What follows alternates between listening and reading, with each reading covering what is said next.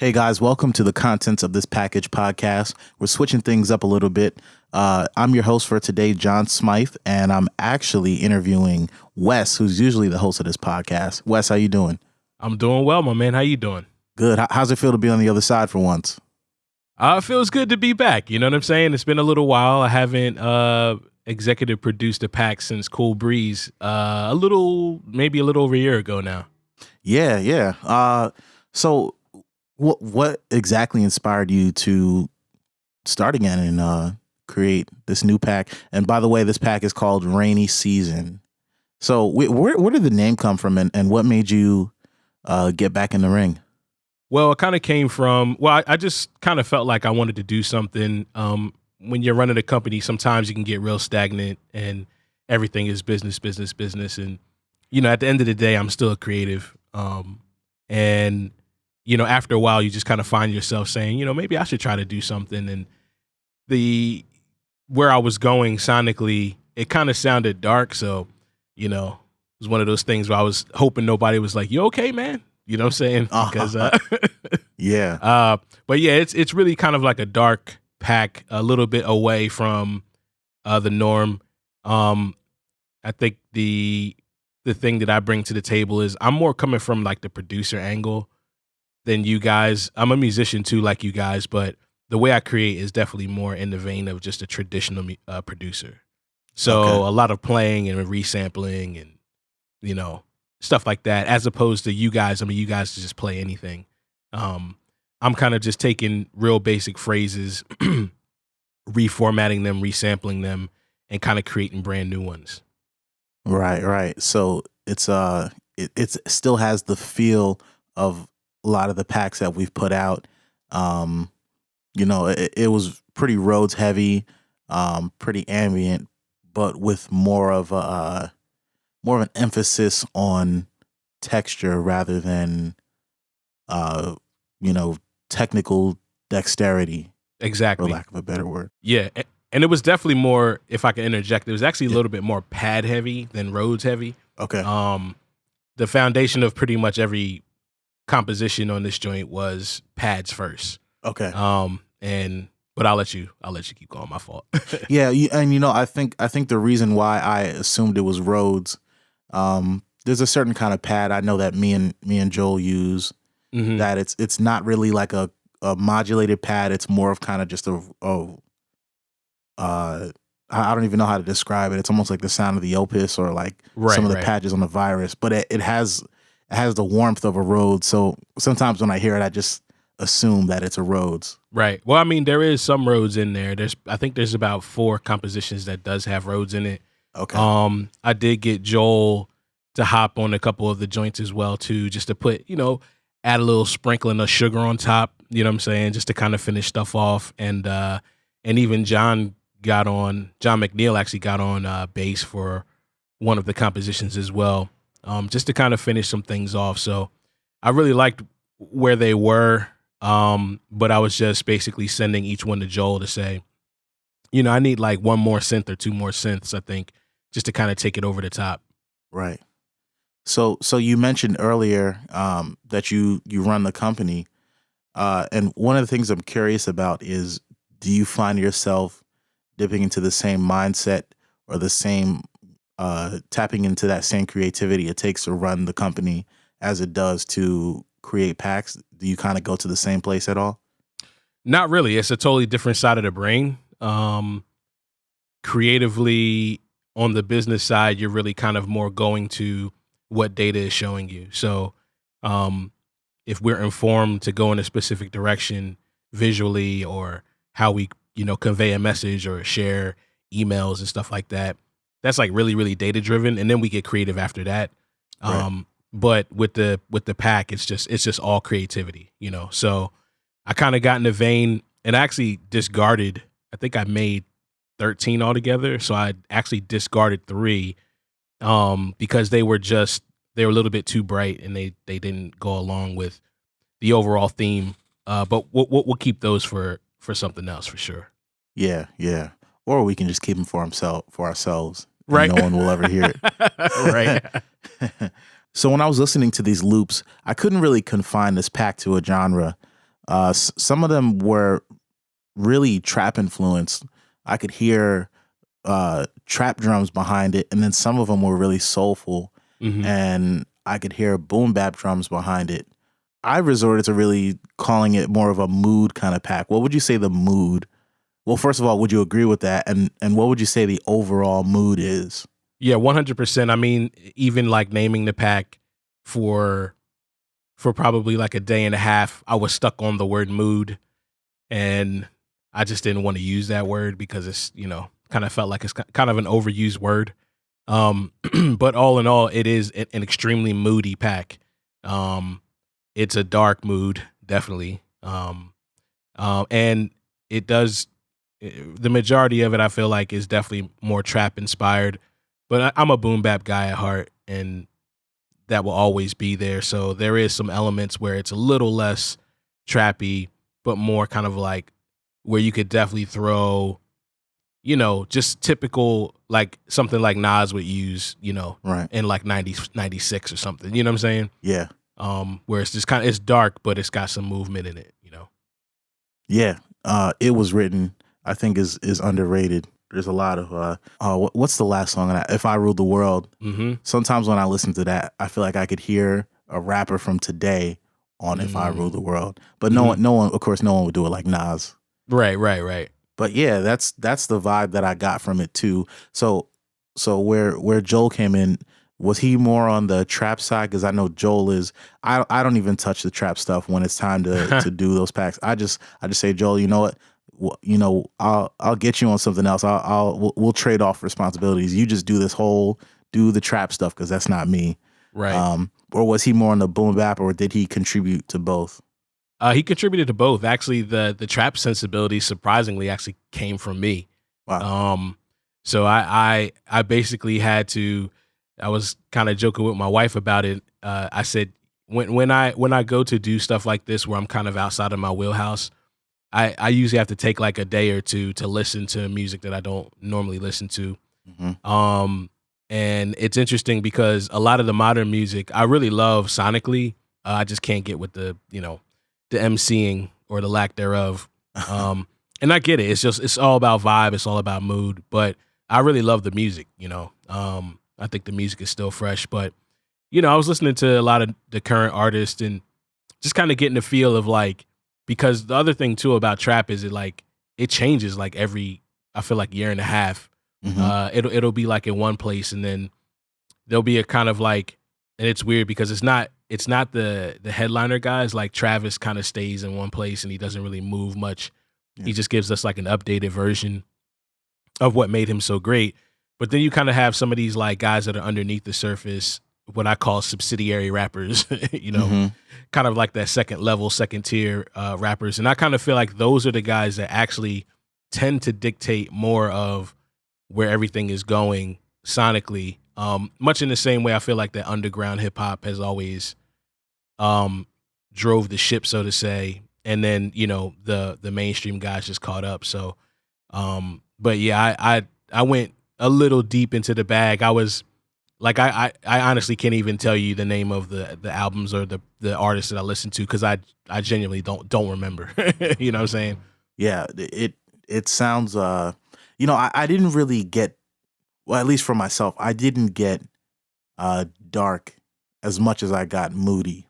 Mm, Um and I know, I mean, it really all comes down to who's listening to it. Um for me, it was like it felt more like an intense emotion rather than one emotion. right. Um but there's definitely some really dark trap stuff that felt really good. Yeah. And of course that's not to negate what you were saying. It was more so my experience with it and what I felt listening to those loops. Right. I really enjoyed it. So one of the things I'm wondering, I don't think people really know a lot about your process Hmm. and some of the gear you're using. So exactly what are you using to create these loops? Because now that I'm thinking about it, um, I don't know if if I've ever seen your setup. Right. I've Well, I I've mean, seen the stuff at the office, but not your own personal setup. Yeah, so I mean, it's pretty much like it's one keyboard. For a lot of the pads and stuff like that, I basically had to go into some of the forgotten archives, so to say, because Hmm. we always have stuff that's left over that we just don't use, and we kind of use it for these purposes. And so what I did was I played a lot of VST. So that's one thing that's different with this particular pack compared to our other packs is very, very VST heavy. But like my setup, as I am John Stockton. You know what I'm saying? That's just like I don't have anything. Like I have like a MIDI keyboard, a Focusrite interface, and some monitors. Yeah. Now I did borrow from some of Joel's studio with some of the instruments, so a bit of virus on some of the stuff, a little bit of Moog Opus on stuff like that. But I would say like the other 65% of it was pretty much just like VSTs. But I mean, I like oversampled stuff. So I'm playing phrases and then I'm bouncing those chords into the session. And then I'm taking those and then going through funny, we kind of joked about me using UA stuff and how I get like super overwhelmed. Uh, but for this process, I did go to UA quite a bit, Hmm. just to get some of that emulation. Um, and I'm not going to go into super detail about because I don't know. I'm different than you guys. I don't like to tell all of my process. You know what I'm saying? Oh, okay. So, but I will say I did use like a lot of emulation um, from the UA folks. I just kind of feel like they're the best at that stuff. But if you don't have outboard gear, I mean that's pretty much your best bet. But Right. but yeah, like basically playing uh and then taking it like literally moving chords around, resampling it, getting it to a specific place, and then resampling again. So pretty much any pad or anything that you hear that's coming from me in the pack has probably been resampled at least twice. Wow. Um and that's actually the way that I actually make beats that way too. I tend to like a lot of times when people hear me sample Soul Surplus, they're like, "That's Soul Surplus," and I'm like, "Yeah," and it's because I've chopped it into a million pieces and then resampled it twice, so Yeah. you kind of don't know where it's from, you know? Yeah. Excuse me. Um, One of the things I know that you pride yourself on in your production is that when you chop up a loop, it sounds like you looped it, but it's Exactly. really a chop. Um, and that's why, listening to Rainy Season, it just sounds like you played everything through. Yep. And I mean, it sounds like that with the full loop, but when you get into the individual stems, you'll hear where it's obvious that I chop stuff and it's intentional. Right. You know what I'm saying? So I will give you like a basic rundown of the process. So the basic rundown is you get the chord progression that you want. Instead of me actually playing it to the BPM in the session, I'll actually just hold the chord. And Mm. so I'll play the chord, hold it out, play the next chord, hold it out, play the next chord, hold it out, play the next chord, hold it out. And then basically what I do is then I grab those chords and I chop them closer to the middle of the chord and definitely not at the end. And then I usually 9 times out of 10 don't play it in the progression that I originally played it in. I just move it around. And with trap melodies it's really easy to do that. Um, because I kind of feel like it lends to that. So I don't know, man. I kind of feel like I lent a boom bap mentality to kind of like the trap, you know, whatever that like, cause I feel like a lot of trap guys tend to they're just keyboarding it out and they're playing, like those chime leads and stuff like that or Yeah. bell leads. And I did do stuff like that, but this is more of a producer pack, so to say. Yeah. Yeah. That to me sounds too complicated to do something like that. But I think what shows that you're a master at it is how quick you are at doing it. Yeah. It's never really it's the process never really takes as long as it sounds like it takes. Not at all. As a matter of fact, that's one thing that sitting next to Zari a lot, he like he'll stop and he'll be like, how did you do that?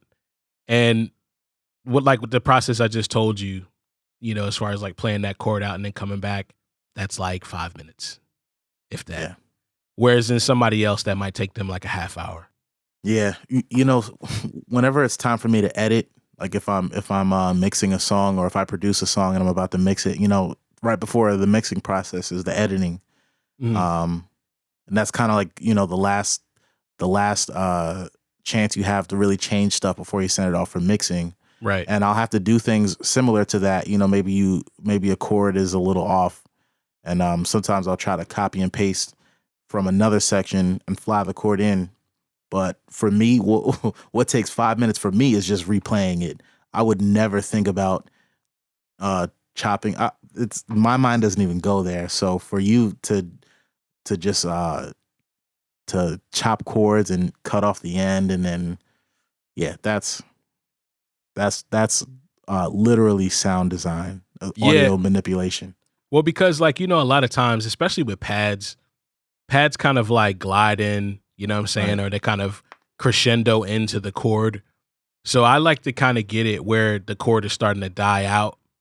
And if you could kind of do that and then piece together 3 or 4 or 5 of those together, I mean, you can really get a really, really nice progression that kind of sounds like you might have played it out. You know what I'm saying? Yeah. So, but yeah, I thoroughly enjoyed the process, man. It was, like, it's funny because I came to you and was like, I think I'm going to make a pack. And you were like, you're not going to make a pack. I was just about to say that. I definitely did not believe you. Yeah. And that's not because that Smythe doesn't think I would make a pack. It's just because I'm just busy, Yeah. Yeah, because this is not the first time that you said it. Right. You said, I think I'm gonna make a pack. And I said, yeah, okay. And I just made sure I had an extra one ready. Yeah.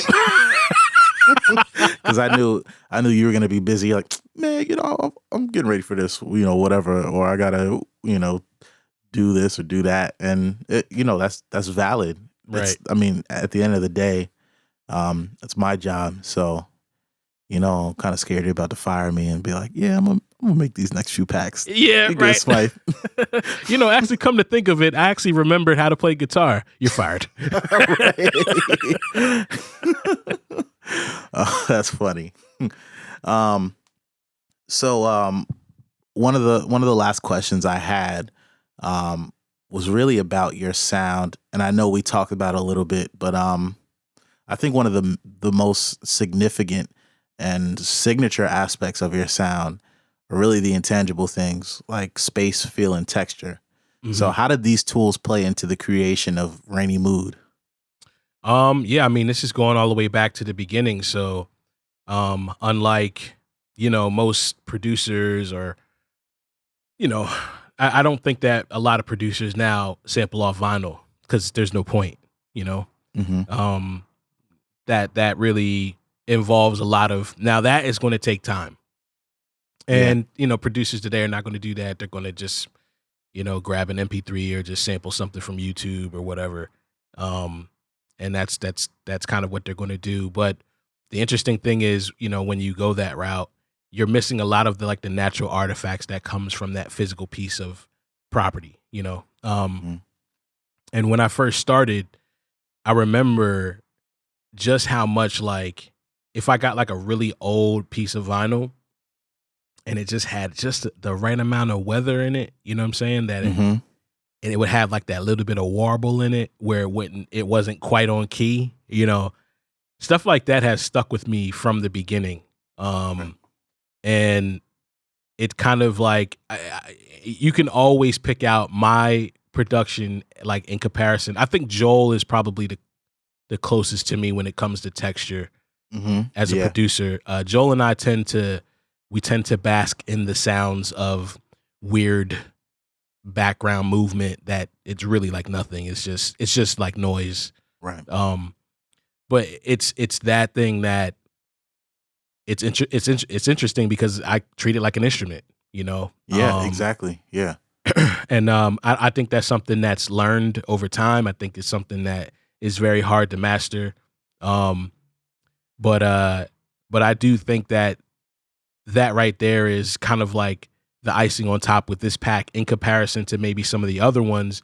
So you guys will have like anytime that you're doing a pack, there's just always going to be noise because just from the outboard gear, the way Right. that you're kind of coming in into the board. And that's, in my opinion, more of like a natural sound. What I like to do is, in some essence, I like to create my own version of noise. I've I have a folder. I'm definitely telling some trade secrets right now, but I Oh, have you've said this on the podcast before. I have a folder of just like randomly recorded stuff, like when I'm out and about, and I'll take that and I'll throw that into a session and I'll resample that like 3 times. And by the time that thing is downsampled, twice, it sounds like a shoe dragging across a wooden floor. You know what I'm saying? It's just like, I don't Mhm. even know what that is, but it literally was like cars driving past on the highway. Um, so stuff like that, I feel like, is the winner when it comes to the sound of a pack. But overall, I just think that my sound tends to always be on the darker side. Um, I tend to be, when I'm in my comfort zone making music, I kind of have to be in a place where I have a bit of stress, which I obviously do right now. I mean, you guys know, Mm. about some of the stuff that's going on, and that's a good place for me to be because I feel like I get super focused and I'm able to actually release a little bit on the track. You know what I'm saying? Right. And so this whole process, while being daunting, because I'm juggling, so many things at one time, was almost therapeutic at the same time. And it was just fun, man. I told Joel, I was like, I'm probably going to do another one in like a couple weeks. Um, Really? yeah, because I mean, I just enjoyed the process. This was like the first one where it was really on me. Yeah. The other ones that I worked on, it was really super collaborative. It was like me, John, Joel, and then you would hop on some stuff. And this one was a little bit more, it's like 90% me, 10% Joel. So Yeah. Well, I mean, we'll see what happens if you really do this second pack this year. yeah, I kind of even thinking about making Rainy Season into a series. Hmm. You That know, would be really dope. yeah.